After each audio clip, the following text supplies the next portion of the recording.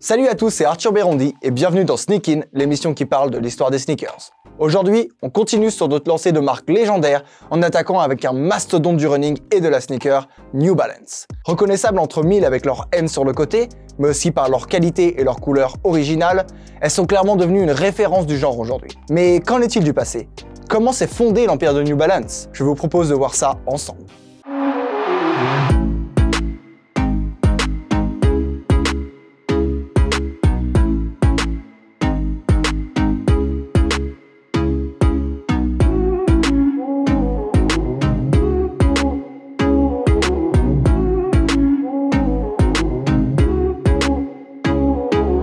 Remontons en 1906. Oui, 1906. On est bien avant Nike, Adidas, Puma ou Converse. Rendons-nous à Boston, dans le Massachusetts, où un immigré anglais du nom de William J. Riley décide de créer The New Balance Arc Company. Pour le nom, il s'est inspiré de la physionomie des pattes de poulet que William observait souvent. Selon William, les poulets ont un équilibre parfait grâce à leurs 3 points d'appui et il a voulu reproduire cette science dans ses semelles. Si vous n'avez pas compris, et c'est plutôt normal, il voulait que les gens aient le même équilibre qu'un poulet, qui ont, eux, un très bon équilibre. Et là, vous vous dites, les poulets ont de l'équilibre? Oui. Et il avait même une maquette de ses pattes disposée sur son bureau pour expliquer à ses collaborateurs tout son raisonnement. Cependant, pourquoi un objectif d'équilibre si précis? Le plan de départ de New Balance, c'était de fabriquer des chaussures pour venir en aide aux gens qui avaient des problèmes de pied. Donc, en gros, des chaussures orthopédiques avec des semelles qui supportent grandement la voûte plantaire. Il baptisera son modèle Arc Support, qui réussira son pari en soulageant la voûte plantaire, mais également le dos des personnes qui la portent. On peut appeler ça une petite révolution à l'époque. Et là, vous vous dites sûrement que ça a commencé comme ça, puis ils se sont mis aux sneakers et tout le monde a oublié le passé. Eh bien, non, pas du tout. New Balance n'a jamais perdu ce concept d'équilibre, qui est d'ailleurs toujours dans son nom, Balance, qui veut dire équilibre en anglais. En 1934, Arthur Hall rejoint William en tant que directeur commercial, mais ne tardera pas à devenir son associé officiel. Pendant 20 ans, jusqu'en 1954, ces deux hommes collaboreront en devenant des références de la semelle orthopédique dans le sport. Ils donneront le flambeau à Eleanor et Paul Kidd, la fille et légende d'Arthur Hall. C'est sous leur dynastie que New Balance va changer et commencer une longue ascension vers le sommet. Arrive alors cette toute nouvelle génération d'entrepreneurs qui voudront tout de suite accélérer les choses en termes d'innovation. Ils créent une nouvelle sneaker, mais surtout la première vraie paire de running shoes de leur histoire, la Trackster en 1961. En plus d'être la première vraie chaussure de running, elle possède une caractéristique bien particulière, des pointures ajustées sur leur longueur et leur largeur. Ça veut dire que la chaussure était fabriquée en fonction de la forme de votre pied, que ce soit en longueur ou en largeur.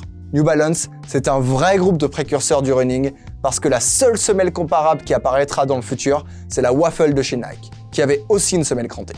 Cependant, toute cette fabrication n'a pas été faite par hasard, puisque l'univers du running était en plein essor à l'époque. Le sport se démocratisait de plus en plus. De plus, aucune marque ne voulait s'y consacrer pleinement, donc New Balance a pris la concurrence et l'a mangée en un rien de temps. Faire ce que faisait New Balance prenait trop de temps, et ceci était quasiment irrattrapable. Clairement, c'était impossible de rivaliser.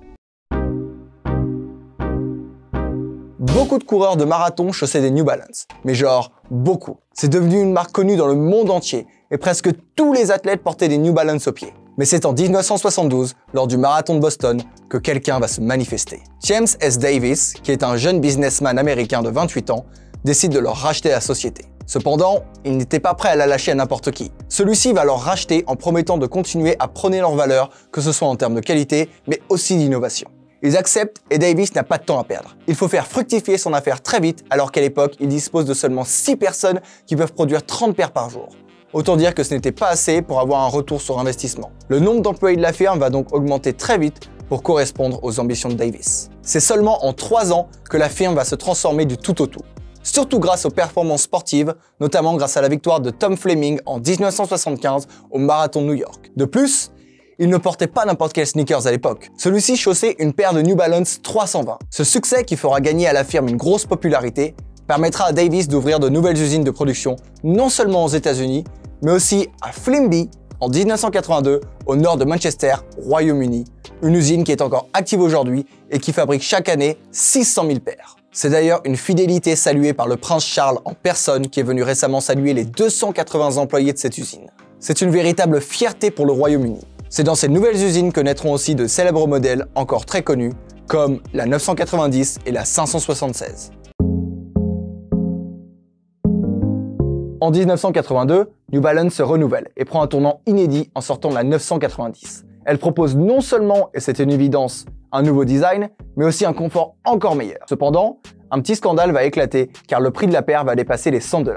Et quand on sait que la Air Jordan 1 coûtait 65 $ lors de sa sortie en 1985, 3 ans plus tard, on sait que c'est cher pour l'époque. Surtout, c'est une chaussure de running et c'est ça qui frustre les gens. De plus, ce n'est pas comme s'ils avaient préparé leur clientèle puisque leur dernier modèle coûtait seulement 50 $.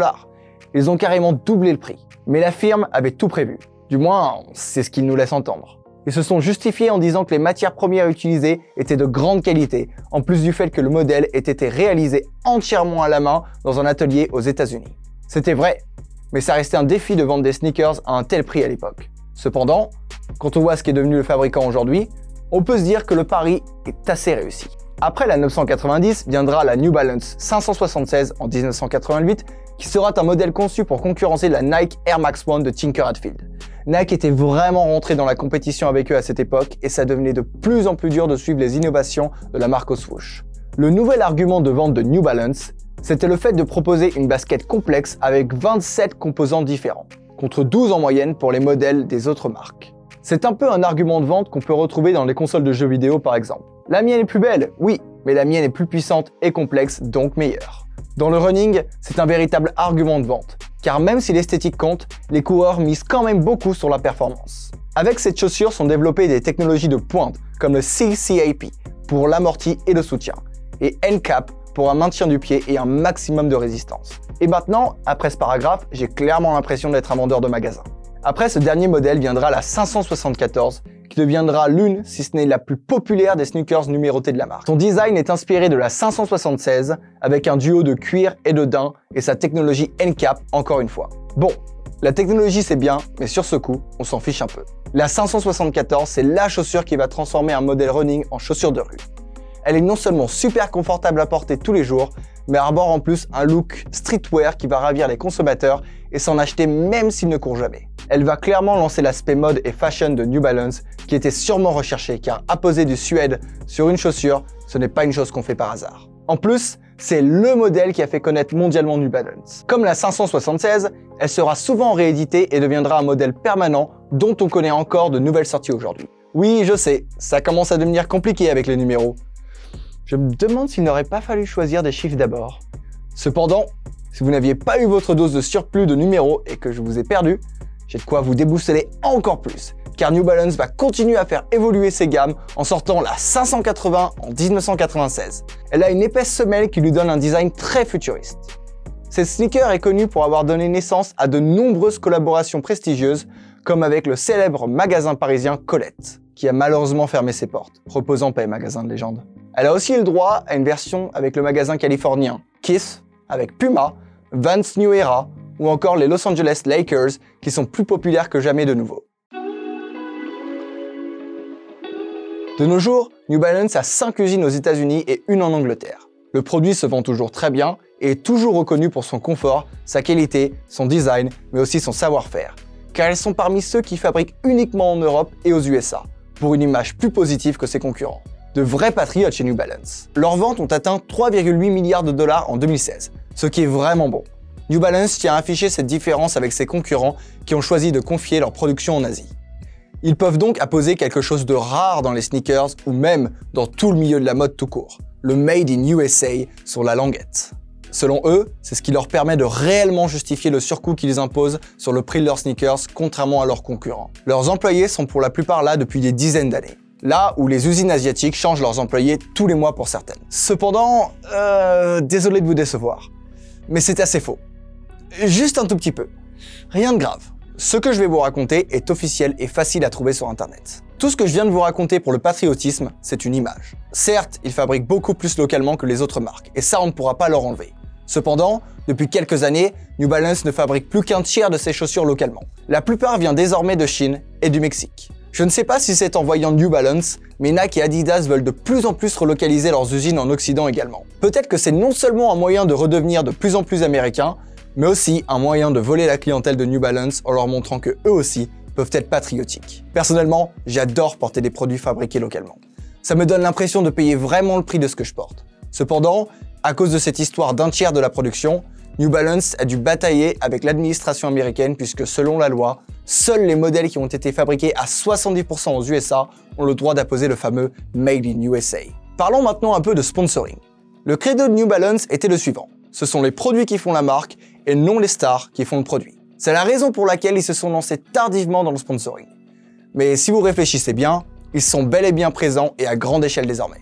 Avec le Celtic Glasgow, le FC Nantes, le LOSC, Liverpool FC et le FC Porto ou encore des joueurs de tennis comme Milos Raonic, New Balance a clairement percé de ce côté-là. À travers les années, New Balance a su garder sa spécificité. Des sneakers de largeur différente qui s'adaptent à ton pied avec un aspect futuriste. Les New Balance, c'est aussi des chaussures portées par des grandes personnalités comme Bill Clinton, qui en chaussait pour faire ses joggings devant la Maison Blanche, et Steve Jobs, qui les portait lors des keynotes d'Apple. Aujourd'hui, New Balance propose même de scanner vos pieds pour fabriquer la chaussure parfaite pour vous, se plaçant toujours aussi près de leurs idéaux de départ. Merci à tous d'avoir regardé cet épisode de Sneak In. N'hésitez pas à vous abonner à la chaîne pour ne pas louper la suite et surtout à liker et à commenter pour nous dire ce que vous en avez pensé. Nous remercions évidemment notre partenaire revendeur de sneakers KikiKicks qui nous fournit toutes les paires que vous voyez dans les vidéos, dont celles qui sont derrière moi. N'hésitez pas à aller checker leurs réseaux sociaux qui sont en description, ils ont vraiment toutes les paires du monde et sont géniaux. Quant à moi, je vous dis à très vite sur Sneak On Air.